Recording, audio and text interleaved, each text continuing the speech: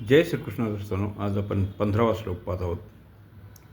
एवं ज्ञात्वा कृतं कर्म पूर्वेरपि मुमुक्षुभिः कुरु कर्मेव तस्मात् त्वं पूर्वः पूर्वतरं कृतम्.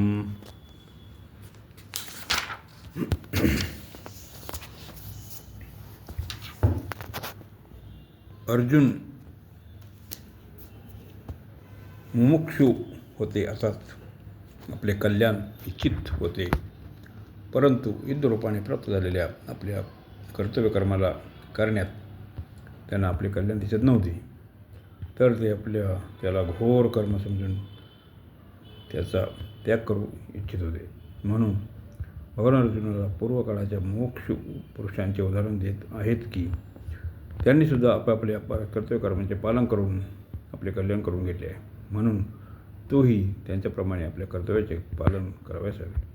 3ऱ्या अध्यायाच्या 20व्या श्लोकात जनकादिकांचे उदाहरण देऊन, तसेच याच 4थ्या अध्यायाच्या 1-2 श्लोकामध्ये विवस्वान, मनु, इक्ष्वाकू इत्यादींचे उदाहरण देऊन भगवंतांनी जी गोष्ट म्हटली होती त्याच विषयाचे सेवन विषयाचे विवेचन या श्लोकातही करत आहे.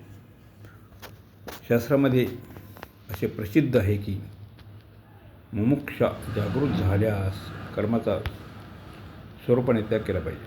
कारण मुमुक्षा उत्पन्न झाल्यावर मनुष्य कर्माचा अधिकार राहत नाही,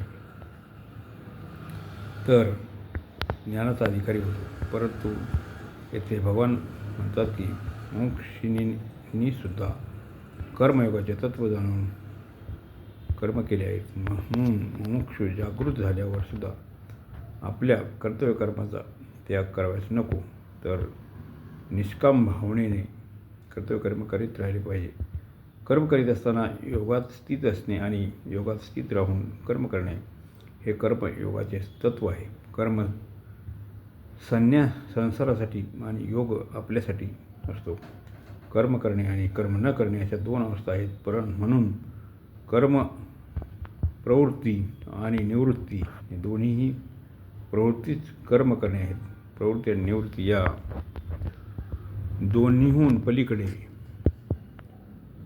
जाणे योग आहे, जी पूर्णपणे निवृत्ती आहे. पूर्ण निवृत्ती कोणती अवस्था नव्हे. 14व्या श्लोकात भगवंतांनी म्हटले आहे की कर्मफलात माझी स्पृहा नाही, म्हणून मला कर्मबंधकार होत नाहीत. जो मनुष्य कर्म करण्याच्या या विद्येला जाणून फलेच्छा त्याग करून कर्म करतो, तो सुद्धा कर्माने बांधला जात नाही. कारण फलेच्छेमुळेच मनुष्य बंधनात सापडतो. फले सक्तो निबध्यते. जर मनुष्य आपल्या सुखभोगासाठी अथवा धन, मान, प्रतिष्ठा, स्वर्ग इत्यादींच्या प्राप्तीसाठी कर्म करतो, तर ते कर्म त्याला बंधनकारक होतात.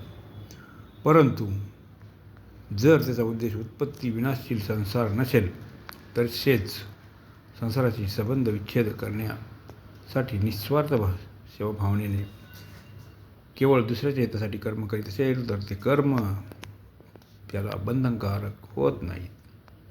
कारण दुसऱ्यासाठी कर्म केल्याने कर्माचा प्रवाह संसारकारक होतो. त्यामुळे कर्माशी संबंध समाप्त होतो आणि फलेच्छा न राहिल्याने नवीन संबंध निर्माण होत नाही. कुरु कर्मेव तस्मात्त्वं पूर्वः पूर्वतरं कृतम्. या पदांनी भगवान अर्जुनाला आज्ञा करत आहेत की तू मुमुक्ष आहेस, म्हणून तू पूर्वीच्या इतर मुमुक्षूंनी लोकहितार्थ कर्म केली आहेत, तसेच तू सुद्धा संसाराच्या हितासाठी कर्म कर. शरीर, इंद्रिये, मन, बुद्धी इत्यादी कर्माची सर्व सामुग्री आपल्यापासून भिन्न तसेच संसाराची अभिन्न आहे. ती संसाराची आहे आणि संसाराच्या सेवेसाठीच मिळालेली आहे. तिला आपली समजून आपल्यासाठी कर्म करण्याचे कर्माचा संबंध आपल्याशी होतो. जेव्हा संपूर्ण कर्म केवळ दुसऱ्याच्या हितासाठीच केले